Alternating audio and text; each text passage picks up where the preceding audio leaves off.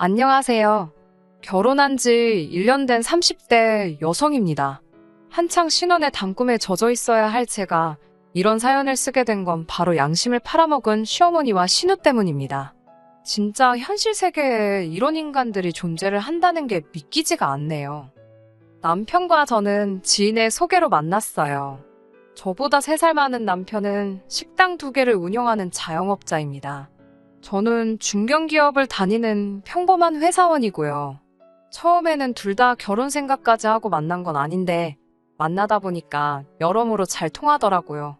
어느 순간부터 우리 둘이 결혼하면 이런 대화가 오고 가면서 언젠가 결혼하면 이 사람이랑 하겠구나 싶긴 했지요. 그리고 한 1년 반 정도 교제 후에 본격적으로 결혼 이야기가 나오기 시작했습니다. 남편의 식당은 주로 포장 손님이 많습니다. 그래도 매장 손님을 안 받을 수는 없으니까 저녁 시간에 대부분을 식당에서 보내지요. 월 매출은 두 곳 합해서 적으면 700~800 많으면 900에서 1000 사이로 법니다. 적은 수입은 아니에요. 제 경우에는 연봉은 5000대 후반으로 세금이나 이런 거 저런 거 제하고 나면 월 400 조금 넘습니다. 남편에 비하면 적은 편이지만 회사에서 주는 복지나 혜택 등을 고려하면 직장인 치고는 나쁜 편은 아니에요. 결혼할 때 남편은 결혼에 쓸 수 있는 여유자금으로 1억이 있었고 저는 6천이 있었습니다. 그리고 당시 저는 보증금 3000짜리 반지하에서 전세를 살며 자취생활을 하고 있었어요. 결혼 당시 양가 도움은 받지 않았습니다. 원래는 친정에서 얼마 정도 보태주고 싶다 하셨는데 시댁에 갑자기 사정이 생겨서 하나도 도움을 받을 수 없었거든요. 남편이 시작부터 양가에서 도움을 받는 것도 내키지 않았는데 처가에서만 도움받는 건 더더욱 싫다고 했습니다. 맞사위로서 체면이 살지 않는다나요. 그때는 몰랐는데 사실은 남편이 알고 있었더라고요. 저희 부모님이 당신들 노후자금에서 얼마 정도를 땡겨서 저희를 도와주려고 하셨다는 걸요. 남편이 그걸 알고 나서 마음이 너무 불편했답니다. 그래서 자기도 사람이니까 물론 욕심이 나기는 했지만 에라 모르겠다라는 기분으로 그냥 안 받는다고 질러버렸대요. 그 속사정을 알고 난 후 시댁에서 해주고 못해주고를 떠나서 항상 남편한테 고맙게 생각하고 있어요. 당시 시댁에서 저희를 도와주실 수 없었던 건 신우네에게 일이 생겼기 때문입니다. 신우 남편은 전업 투자자라고 들었어요. 집에서 주식도 하고 코인 투자도 하고 그런다고 해요. 원래는 착실하게 중소기업을 다니던 직장인이었는데 안 좋은 일에 휘말리면서 회사에서 잘렸다고 들었습니다. 회사 공금 대략 1억 정도에 손을 댔다는 것 같아요. 그런 이유에서인지 남편은 신우 남편하고 사이가 그다지 좋지 않아요. 남편은 성실하고 책임감이 있는 성격이거든요. 개미와 배짱이로 치면 개미 같은 사람입니다. 신우 남편은 전형적인 배짱이고요. 아무튼 그런 신우 남편이 저희가 결혼할 무렵 투자를 잘못하는 바람에 큰 손해를 봤다고 들었습니다. 게다가 안 좋은 일은 한 번에 몰려서 온다더니 신우네가 전세 계약을 갱신하려니까 집주인이 보증금을 올려받겠다며 안 되겠음 방 빼달라고 하더랍니다. 결국 어머님이 신우네를 길거리에 나앉게 할 수는 없지 않냐 하시면서 남편더러 양보하라고 하셨답니다. 그나마도 원래는 신우가 어머님께 말씀드리기 전에 저희 남편에게 먼저 연락을 해와서는 좀 도와달라고 했었나 봅니다. 하지만 줄곧 신우가 신우 남편하고 연애할 때부터 신우 남편이 어떤 사람인지 다 지켜봤던 남편으로서는 돈거래는 죽어도 하기가 싫더랍니다. 그래서 신우한테 미안하지만 너네 부부랑 돈거래는 안 한다고 했다더라고요. 신우는 하나밖에 없는 여동생한테 어떻게 그럴 수가 있냐면서 울고짜고 난리가 났었대요. 이때가 저랑 남편이랑 한참 결혼 준비로 정신없을 땐데 저는 전혀 눈치채지 못하고 있었어요. 남편이 처신을 잘해준 덕분이었던 것 같아요. 신우네하고 시부모님 사이에서 어떻게 돈이 오갔는지 정확히는 모르겠지만 저희는 저희 나름대로 결혼 준비를 계속해 나갔습니다. 양가 도움을 안 받기로 하니까 오히려 일이 진행되는 데 있어서 큰 어려움이 없었던 것 같아요. 단 한 가지 뜻대로 되지 않았던 건 신혼집이었어요. 결혼 이야기가 나오고 신혼집에 대한 예산이 어느 정도 잡힌 이후로 저는 정말 눈에 불을 켜고 부동산만 보고 다녔던 것 같습니다. 솔직히 예산이 적어서 여러 부동산을 돌아다니지는 않았어요. 처음에는 의욕적으로 몇 곳에 가봤는데 다들 제가 금액을 말하면 무시하는 느낌이었거든요. 그래서 얼마 후부터는 밖에 붙어있는 종이들만 훑어보면서 머릿속으로 나름대로 정리를 해가고 있었지요. 그러면 안 되지만 회사에서도 틈틈이 부동산만 확인하고 그랬어요. 그래도 결국 결혼식 날까지 신혼집을 못 구해서 식을 올리고도 한동안 각자 별거 생활을 하는 초유의 대참사가 발생하고 말았지 뭐예요. 하지만 이 표현이 어울리는지는 모르겠는데 죽으라는 법은 없더라고요. 결혼식 이후 눈물의 생이별을 하고 한 달이 다 돼갈 무렵이었어요. 당시 제가 살던 반지하에서 걸어서 정말 30초도 안 걸리는 거리에 부동산이 하나 있었거든요. 아무래도 집에서 가까우니까 뻔질나게 지나다니면서 부동산 소장님을 자주 뵙게 되었어요. 제가 먼저 인사를 드리기 시작하니까 소장님도 반갑게 받아주셨고요. 조금 가까워졌다 싶었을 때부턴 그래도 음료 하나 사들고 들려서 괜히 없는 너스레도 떨어가면서 이것저것 물어보고 그랬어요. 그 덕분인지 하루는 소장님께서 지나가던 저를 붙잡으며 잠깐만 들어와 보랍니다. 그러더니 매물 하나를 보여주셨어요. 부동산에서 10분 정도 거리에 위치한 아파트였습니다. 가격도 시세보다 훨씬 저렴했어요. 정말 약간의 대출만 받으면 될 것 같더라고요. 파는 분이 70대 어르신인데 이제 다 귀찮아서 고향 내려가신다며 빨리 팔아달라고 하셨답니다. 안에 좀 수리는 해야 되겠지만 그래도 이런 매물은 잘 나오지 않는다면서 매물 보자마자 제 생각이 나서 아직 아무데도 안 올리셨다고 그러시는 거예요. 그렇게 정말 운 좋게 아파트를 사게 되었지요. 그렇게 집안을 고치고 이것도 정말 할 이야기가 많은데 이건 시댁하고 직접적인 관련은 없으니 생략할게요. 마침내 결혼식을 올린 후 2달 만에 신혼생활을 시작하게 되었지요. 그리고 그 무렵 신우가 임신했다는 소식을 전해왔습니다. 솔직히 저희 결혼할 때 축의금을 못 받아서 저희도 따로 선물은 안 했어요. 남편이 안 받았으니 안 주는 게 맞다고 하지 말자고 했고 저도 기분이 상했던 터라 굳이 남편 말에 반대해가면서까지 챙기고 싶지는 않더라고요. 축하한다고 전화하고 꽃바구니만 보냈습니다. 아무튼 신혼집에 들어가고 일주일도 되지 않았을 시점에 신우에게 집들이 안 하냐고 연락이 왔어요. 당시 가정가구도 다 들어오질 못한 상황이라서 시간이 좀 걸릴 것 같다고 했습니다. 그러자 신우가 한다는 말이 혹시 시부모님께서 결혼할 때 도와준 거 없다고 일부러 안 부르는 거 아니냐고 그러더라고요. 제가 설마 그럴 리가 있냐면서 그리고 혹시나 해서 하는 말인데 저희 친정부모님도 아직 와보신 적 없다니까 그 말이 진짠지 아닌지는 자기가 확인할 수도 없고 알고 싶지도 않다더군요. 말투가 완전히 싸우자는 식이었어요. 그러더니 꼭 시부모님부터 모시고 집들이를 하랍니다. 먼저 결혼해 본 선배가 해주는 조언이라고 생각하고 고깝게 듣지 말라나요. 어이가 없었지요. 손이 신우도 아니고 심지어 나이도 저보다 어리면서 겨우 결혼 저보다 일찍 했다고 선배를 운운하다니 황당했어요. 그래도 임신한 사람이랑 싸울 수는 없으니 그냥 참고 들어줬습니다. 남편에게 이야기하니까 얼마나 으스댈 게 없으면 그런 걸 들먹이겠냐고 신경도 쓰지 말랍니다. 만만한 게 나냐고 제가 속상하다고 투덜거리니까 다시 한번 이런 일이 있으면 자기가 가만 안 둔다고 하더라고요. 하지만 이건 앞으로 있을 일에 비하면 진짜 애교에 불과했어요. 어느덧 가구와 가전도 다 들어왔습니다. 취향과 가격 그 중간쯤으로 타협해서 신혼집을 꾸몄지요. 앞으로 갚아나가야 할 대출을 생각하면 머리가 아픈 건 사실이었지만 남편도 저도 열심히 벌고 있었으니까 크게 스트레스를 받지는 않고 있었어요. 집들이를 준비하면서 남편이나 저나 맞벌이를 하다 보니 처음에는 집들이 음식을 주문하려고 했습니다. 저도 자취 생활을 오래 하긴 했지만 점심은 대부분 회사에서 해결했고 저녁은 샐러드나 도시락으로 간단하게 해결하는 편이었기 때문에 요리라고 부를 만한 건 잘 못하거든요. 남편도 비슷한 상황이었어요. 요식업에 종사하고 있어도 매일같이 하는 거나 잘하는 거지 다 잘하는 건 아니라며 손사래를 치더군요. 그런데 임신 중인 신우를 생각하니까 시켜먹기가 좀 찝찝하더라고요. 혹시나 잘못 먹고 배탈이라도 나면 큰일이잖아요. 맛이 없더라도 탈이 안 나는 게 중요하다 싶었기에 죽이 되든 밥이 되든 저희가 직접 해보기로 했지요. 집들이 당일이었습니다. 제가 속물처럼 보일지도 모르겠지만 솔직히 실망했네요. 시부모님도 그렇고 신은혜도 그렇고 어쩜 그렇게도 무심할 수가 있는 건지 제가 뭐 큰 거 바란 것도 아니에요. 물론 주변 친구들은 처음에 집 샀을 때 가족들이 가전제품도 선물해주고 그러더군요.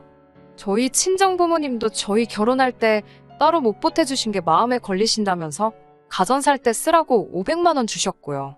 그런데 시부모님은 정말 휴지 하나도 안 사오셨더라고요. 신은혜도 말해모하겠어요. 빈손으로 덜렁 왔더군요. 정말 큰 거 바라지도 않았고 하다못해 꽉티슈라도 사왔으면 좋았을 거예요. 아니나 다를까 남편을 보니 남편도 실망을 했는지 표정이 영 좋지 못했습니다. 식사는 이미 도착 시간에 맞춰 준비된 상태였어요. 그런데 신은혜가 집 구경부터 먼저 하고 싶다고 우기더라고요. 시부모님은 집 보는데 얼마나 걸리겠냐며 신호하자는 대로 하시겠답니다. 시부모님은 그렇다 쳐도 신은혜가 정말이지 집안 구석구석을 살피더라고요. 그래봤자 20평대 아파트라 볼 것도 많이 없었지만 안방까지 들어가서는 서랍장까지 열어보는데 어이가 없었어요. 거긴 뭐하러 열어보냐니까 제가 어떻게 정리해놓고 사는지 궁금해서 봤답니다. 원래 하고 다니는 거 멀쩡한 여자들이 집은 지저분하다면서 언니는 어떤가 궁금했답니다. 신우는 본인이 말해놓고 뭐가 웃긴지 쿡쿡거리더군요. 진짜 제 여동생이면 한 대 쥐어패고 싶었어요. 이 모든 상황을 시부모님은 옆에서 보시면서도 별 말씀을 안 하시더라고요. 고작 신우한테 한다는 말씀이 너는 별게 다 궁금하다면서 어려서부터 신우가 호기심이 많았답니다. 그 와중에 신우 남편은 더 얄밉게 이 가구가 벽지랑 안 어울린다. 이 조명은 좀 산티가 난다. 그러면서 혼자 품평회를 하고 있었고요. 부부가 어쩜 그렇게 똑같이 꼴배기 싫은 소리만 해대던지 그냥 다들 빨리 갔으면 좋겠다는 생각뿐이었어요. 그래도 나름대로 기분 나쁜 티를 안 내려고 했는데 남편이 제 기분을 읽었는지 빨리 식사부터 하자며 서두르더군요. 시부모님은 저희가 차린상을 보시더니 뭘 이렇게 많이 준비했냐며 고생했다 말씀해 주셨습니다. 저희 입에는 괜찮았는데 어머님 아버님 입에는 맛이 어떨지 몰라 긴장이 많이 되었어요. 아버님께서 먼저 맛을 보시더니 따봉을 보여주시면서 맛이 끝내준다 하셨습니다. 그러자 남편이 제가 거의 다 한 거라며 저를 치켜 세워주더라고요. 사실은 남편이 거의 다 하고 저는 보조역 할 정도만 했기에 좀 민망했지만 기분은 좋았어요. 그리고 다 같이 식사를 시작하고 정말 2, 3분이나 지났을까요? 갑자기 신우가 자기 아랫배를 붙들고는 대굴대굴 구르면서 배가 너무 아프답니다. 속이 너무 이상하다면서 토할 것 같다고 저더러 음식에 뭘 넣었냐고 고래고래 소리를 지르더라고요. 제가 넣긴 뭘 넣냐고 대답을 하긴 했지만 순간 정신이 하나도 없었어요. 혹시 내가 정말 무슨 실수라도 한 건가 싶어서요. 제가 남편에게 당장 119를 부르라니까 신우가 부르지 말라면서 일단 좀 쉬어야겠다고 그러더군요. 그러더니 자기 남편더러 저희 안방으로 자기를 데려다 달라는 거예요. 작은 방을 손님방으로 만들어 둔 터라 그 방에도 소파베드가 있었는데 자기는 임산부라서 푹신한데 눕고 싶다나요. 아프다니까 뭐라고도 못하고 안방 침대를 그대로 내줬습니다. 이때부터 뭔가 미심쩍긴 했는데 진짜 아픈 걸 수도 있으니까 차마 추궁하기도 뭐하고. 그 와중에 어머님은 저더러 음식 만들 때 뭐뭐 넣었는지 읊어보라고 하시더군요. 그러자 남편이 사실은 제가 만든 게 아니고 본인이 했다고 말했습니다. 어머님께선 그 말을 들으시고는 사내 새끼가 아내 잘못을 싸고 도는 것만큼 꼴보기 싫은 게 없다면서 너는 빠지라고 그러셨어요. 억울했지만 남편이 좀 전에 제가 다 했다고 했으니 어머님이 오해하실 만도 했지요. 저는 어머님께 특별히 다른 재료 넣은 거 없다고 불고기 재료가 다 거기서 거기지 별다른 게 들어갈 게 뭐가 있겠냐고 말했습니다. 너무 억울해서 말도 잘 안 나오더라고요. 저는 계속해서 제가 뭔가 잘못 넣었으면 왜 다른 사람들은 괜찮냐고 어째서 신우만 아프겠냐고 물었지만 어머님이 저를 보는 눈빛은 말 그대로 너 내 딸한테 무슨 짓을 한 거냐 이거였어요. 정말 속이 상하고 답답했지만 어떻게 제 잘못이 아니라고 입증할 방법이 없었습니다. 제가 신우에게 이러지 말고 병원에 가자고 했지만 병원은 가기 싫다면서 안방에서 안 나오고 버티더라고요. 집안 분위기는 얼음장처럼 차가워졌고 시어머니께서 내가 타셨는지 단단히 잠긴 안방문 앞에서 신우를 달래느라 씨름을 하고 계셨습니다. 많이 아픈 거냐? 괜찮냐? 대답 좀 해봐라. 엄마 쓰러지는 꼴 볼래? 집에 갈래? 어떻게 해줄까? 다 나열하기도 힘드네요. 30분쯤 지났을까? 신우가 한다는 말이 제 사과를 받고 싶답니다. 억울하고 황당했어요. 신우는 계속 제가 한 음식 때문에 아프다면서도 정작 안방문 뒤에 숨어서는 나오지도 않고 병원도 안 가고 이제 저더러 사과까지 하라니. 어머님께서는 얼른 저더러 사과하고 달래서 병원에 데려가라 하셨어요. 저는 사과는 못한다고 버텼습니다. 사과를 하더라도 신우가 병원에 가는 게 먼저라고요. 병원에서 정말 음식 때문에 배탈이 났다고 하면 제가 그때는 사과를 하던지 보상을 하던지 하겠다고 했습니다. 솔직히 그 시점에는 전 신우가 꾀병이라고 거의 확신하고 있었어요. 왜냐하면 신우가 화장실을 안 가더라고요. 어머님은 저더러 지독하다면서 잘못을 했으면 인정을 해야지 윗사람이 좋은 걸 보인다면서 저 그렇게 안 봤는데 실망이랍니다. 그때 신우가 집에 간다며 다 죽어가는 표정으로 방에서 나오더라고요. 제가 붙잡아서 말도 붙여보기 전에 신우 남편이 저더러 손대지 말라면서 그러는 거 아니랍니다. 하지만 얼마 뒤 저는 정말 충격적인 사실을 알게 되었습니다. 얼마나 놀랬던지 온몸에 소름이 끼쳤고 정말 사람이 이렇게까지 못될 수도 있다는 걸 배웠습니다. 신우의 배탈 사건이 있은 후 신우는 저에게 보상금을 요구해왔습니다. 제가 만든 불고기를 먹고 극심한 복통과 스트레스에 시달리게 되어 아기 천사를 잃을 뻔했다면서 정신적 피해 보상금을 달라고 했습니다. 황당하고 어처구니가 없어서 말도 안 나오더라고요. 남편도 기가 찬다면서 자기 여동생이지만 아무래도 정신줄을 놓친 것 같답니다. 사실 더 심하게 욕했는데 여기다 차마 적을 수가 없네요. 그러더니 며칠 뒤 같이 시댁에 가서 시부모님과 진지하게 상의를 해보자며 그날은 장사도 일찍 접고 집으로 왔더라고요. 시댁에 간다고 연락은 드렸냐니까 드리면 또 신우가 알게 되고 그러면 또 여우 같은 게 어머님 아버님한테 쑥덕쑥덕거린다고 그럴 틈을 주면 안 된다면서 기습하듯이 가자고 했습니다. 그렇게 시댁에 도착했는데 현관문이 열려 있었어요. 안방 쪽에서 큰 소리가 오가는 게 들렸는데 시부모님이랑 신우의 목소리였습니다. 저도 모르게 본능적으로 남편 입을 제 손으로 막으며 조용히 하라고 했습니다. 안에서 무슨 이야기가 오가는지 들어야만 할 것 같았거든요. 신우는 돈 안 주면 남편한테 다 이야기한다는데 어떡하냐며 소리를 지르고 있었습니다. 친아빠라니, 그러면 네 뱃속에 있는 게 김서방 애가 아니라고 너 제정신이냐? 김서방도 알아? 아버님도 무슨 일인지 불같이 화를 내고 계시더라고요. 3천만 주면 다시는 안 나타날 거래. 일단 돈부터 받아서 주고 나중에 갚을 거야. 갚으면서 그때 사정이 있어서 그랬다고 잘 설명하면 이해해주겠지. 지금 내가 무슨 소리를 들은 건가? 설마 내가 생각하는 게 맞나? 설마 그럴 리가 싶어서 차마 방문을 열지 못하고 있는데 어머님 목소리가 들려왔습니다. 어쩌겠냐고. 이렇게 된 이상 어떻게든 네 올케한테 돈 받아내서 입막음 말합니다. 아버님께서는 어머님더러 미쳤냐고 지금 뭔 소리를 하냐며 역성을 내셨지만 어머님께서는 그럼 이제 와서 얘더러 뭐 지 올케한테 가서 자진납세라도 하라고 하냐고 아니면 뭐 김서방한테 자진납세 시키고 이 혼녀 만들어야 직성이 풀리겠냐면서 오히려 적반하장으로 나가시더군요. 당신은 당신 딸이 며느리한테 가서 언니, 제가 거짓말했어요. 잘못했어요. 하고 빌었으면 좋겠냐고 어머님이 악을 쓰시는데 붙잡고 있던 남편 손이 부들부들 떨리는 게 느껴지더라고요. 저와 남편 중 누가 먼저랄 것도 없이 방문을 열었습니다. 저희를 본 시부모님과 신우 모두 마치 귀신이라도 본 것 마냥 소스라치게 놀라더군요. 제가 신우에게 어떻게 사람이 그따위로 살 수가 있냐고 소리를 질렀습니다. 그러자 신우는 자기 애가 듣는다며 저더러 목소리를 낮추랍니다. 시어머니도 저더러 말이 너무 심한 거 아니냐며 네가 뭘 안다고 나서냐네요. 아버님께서는 집안꼴 잘 돌아간다면서 애미라는 사람이 젖따위니 딸도 젖따위로 컸다며 욕을 내뱉으시고 나가버리셨습니다. 아버님이 나가시자 남편이 갑자기 제 앞에서 무릎을 꿇더니 미안하답니다. 이런 어머니를 시어머니로 모시게 하고 이런 여동생을 신우로 만나게 해서 정말 미안하답니다. 그러면서 남편은 어머님께 정말이지 이렇게 인품도 양심도 없는 사람들이 내 가족인 게 수치스럽다면서 다시는 연락하지 말라고 하더라고요.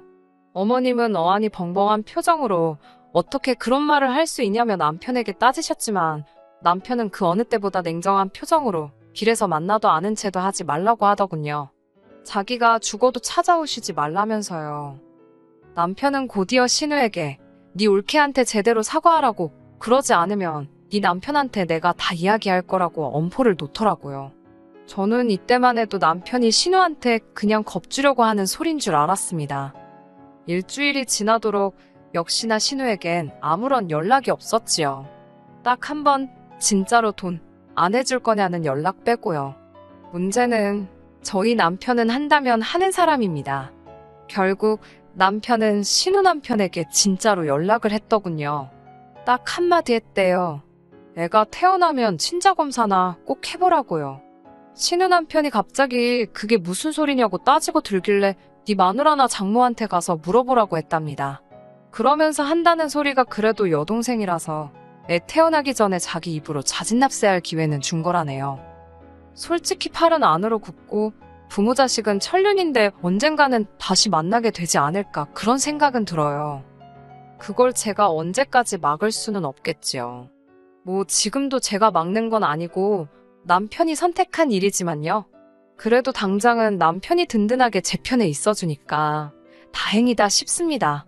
훅이라고 해야 될지는 모르겠는데 남편의 고집으로 결국 저희는 새 집에 얼마 살아보지도 못하고 이사를 했습니다. 시댁 식구들이 저희 집 주소하는 게 찝찝하다면서 남편이 이사를 강력히 주장했거든요. 지금 이사 온 곳은 시댁 식구들은 아무도 몰라요. 그리고 요 근래에는 아버님하고만 연락을 주고받으며 지내고 있습니다. 사실 그 사건 당시 아버님의 반응은 그래도 정상이셨잖아요. 그래서 아버님께 연락이 왔을 때 피할 이유가 없었습니다. 오히려 좀 반갑기도 했었어요. 아버님께서는 결혼할 때 하나도 못 해준 것도 미안하고 집들이 망친 것도 미안하고 여러 가지로 마음에 걸리는 게 많으셨다면서 저희에게 800만 원을 주셨습니다. 이 큰돈이 어디서 난 거냐고 여쭈니까 시어머니랑 그날 이후로 하루가 멀다하게 싸우시다 얼마 전 홧김에 시어머니 차를 팔아버리셨대요. 그리고 신우네는 이혼하기로 했답니다. 신우가 돈을 준다 말만 하고 안 주니까 친아빠란 사람이 작정하고 나타나서는 신우 남편한테 다 불었답니다. 웃긴 건 신우 남편한테도 오래전부터 여자가 있었나 봐요. 지금 신우가 다른 남자애를 가진 게 먼저냐, 신우 남편이 여자 만난 게 먼저냐, 뭐가 더 질이 나쁘냐를 놓고 다투는 중이랍니다. 제가 보기엔 도낀 객낀인데 말이에요. 끝까지 들어주셔서 감사합니다. 오늘의 사연은 여기까지입니다. 구독과 좋아요, 알람 설정 부탁드리고 더 좋은 사연으로 다시 찾아뵙겠습니다. 감사합니다.